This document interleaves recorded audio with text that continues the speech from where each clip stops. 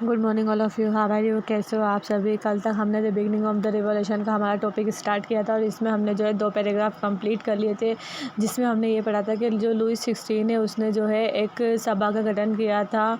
कहाँ पर, वर्साई में किया था 5 मई 1789 में, जिसमें कि उसने जो है फर्स्ट, सेकेंड और थर्ड स्टेट के तीनों सदस्यों को बुलाया था। जिसमें फर्स्ट सेकेंड स्टेट के सदस्यों को जो है एक पंक्ति में बैठाया जाता है और जो थर्ड स्टेट होता है उसको पीछे बैठना पड़ता है।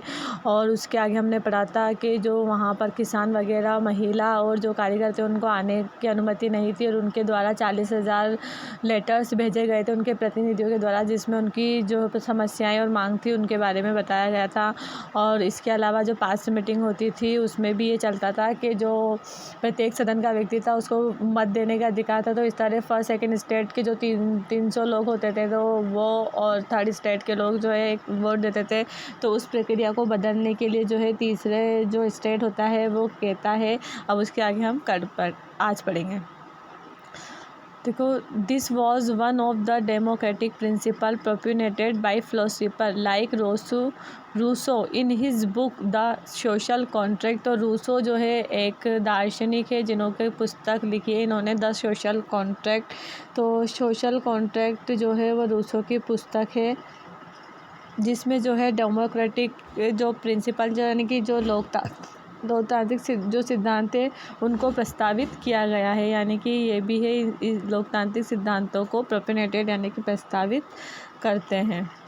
When Louis 16 refuse to accept this proposal, member of third state boycotted the assembly in protest. When the Louis 16 refuse यानी कि जब लुईस 16 जो होता है रिफ्यूज यानी मना कर देता है टू एक्सेप्ट दिस प्रपोजल, यानी कि जो थर्ड स्टेट के लोगों के द्वारा जो प्रपोजल दिया जाता है उसको जब लुईस 16 जो है मना कर देता है, मतलब कि उनका जो प्रस्ताव होता है उसको स्वीकार नहीं करता है। तो मेंबर ऑफ थर्ड स्टेट, जो थर्ड स्टेट के जो मेंबर होते हैं, थर्ड स्टेट के जो प्रतिनिधि होते हैं वो क्या करते हैं, बाइकआउट मतलब विरोध करते हैं the assembly in the protest, यानी कि वो क्या करते हैं उस सदन का विरोध करते हैं, विधानसभा का बहिष्कार करते हैं। बाइकआउट का मतलब होता है बहिष्कार करना और प्रोटेस्ट का मतलब होता है विरोध करना, यानी कि उस जो असेंबली यानी जो विधानसभा होती है तो उसका जो है वो गठन करते हैं, क्योंकि उनकी बात को नहीं माना जाता है तो वो लोग उसका जो है बहिष्कार करते हैं कि मतलब उनकी बात को नहीं माना जा रहा है तो वो उसका विरोध करते हैं। The third state representative saw themselves as spokesman for the entire French nation, यानी कि जो थर्ड स्टेट के मेंबर होते हैं सा यानी देखते हैं, देमसेल्फ यानी कि स्वयं को, उन्होंने खुद को जो है क्या देखते हैं, एंटायर फ्रेंच नेशन यानी कि राष्ट्र जो है राष्ट्रीय संगठन की घोषणा की, मतलब कि वो जो होते हैं अपने आप को जो है एक राष्ट्रीय संगठन की तरह देखते हैं, मतलब कि वो अपने आप को जो है अलग करना चाहते हैं। They assembled on 20 June in the hall of an indoor tennis court in the ground of Versailles, यानी कि द असेंबल यानी कि वे जो होते हैं क्या होते हैं 20 जून को वर्साई के मैदान में एक इंडोर टेनिस कोर्ट के हॉल में इकट्ठा होते हैं। तो तीसरे स्टेट के जो प्रतिनिधि में खुद को पूरे फ्रांसीसी राष्ट्र के प्रवक्ता के रूप में देखते हैं, मतलब कि वो लोग जो होते हैं द थर्ड स्टेट रिप्रेजेंटेटिव का मतलब होता है मेंबर या प्रतिनिधि। तो जो थर्ड स्टेट के जो प्रतिनिधि होते हैं वो अपने आप को क्या देखते हैं कि फ्रांस के स्पोक्समैन यानी कि प्रवक्ता, यानी कि फ्रांस के प्रवक्ता के रूप में देखते हैं, और इसलिए वो क्या होते हैं 20 जून को वर्साई के एक हॉल में इकट्ठा होते हैं।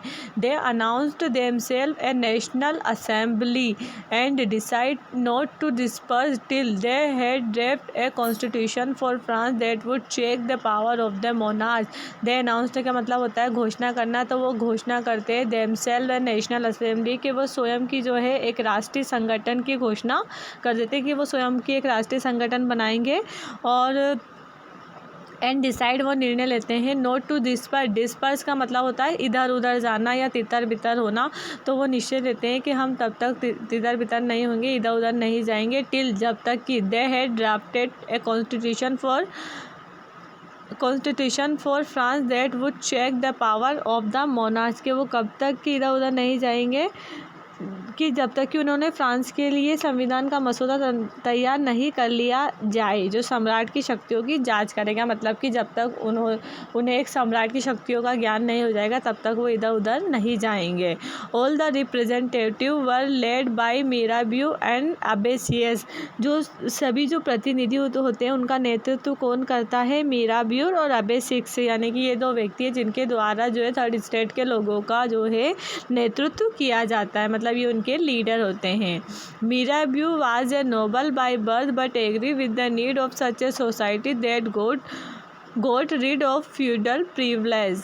यानी कि जो मिराबियो जो है वाज ए मिराबियो जो है जन्म से ही एक महान थे, लेकिन ऐसे साम्राज्य की आवश्यकता से सहमत थे जिसने सामंती विशेष अधिकारों से छुटकारा पा लिया। मतलब मिराबियो जो थे वॉज ए नोबल, यानी कि महान थे बाय बर्थ, जन्म से ही, लेकिन वो किस चीज़ से सहमति रखते थे कि मतलब कि सामंतियों को विशेष अधिकार से छुटकारा मिल जाए।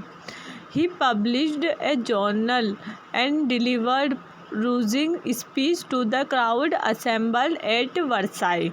यानी कि ही पब्लिश, उन्होंने प्रकाशित किए एक पत्रिका वर्साई में इकट्ठी हुई भीड़ को भाषण देने के लिए। मतलब कि उन्होंने जो वर्साई में जो भीड़ जमा हुई थी उनको जो है भाषण देने के लिए उन्होंने क्या की, एक पत्रिका को प्रकाशित किया। मतलब कि उन्होंने एक पत्रिका निकाली जिससे भीड़ में जो लोग इकट्ठा थे उनको वो भाषण दे सके। इस तरह जो है हमने 2 पैराग्राफ आज कंप्लीट किए हैं कि जो थर्ड स्टेट के सदस्य जो होते हैं वो जो है ये मत रखते हैं कि सभी को जो है वोट देने का अधिकार होना चाहिए, लेकिन जब लुई 16 जो वहाँ का राजा है वो नहीं मानता है तो वो उसका विरोध कर देते हैं।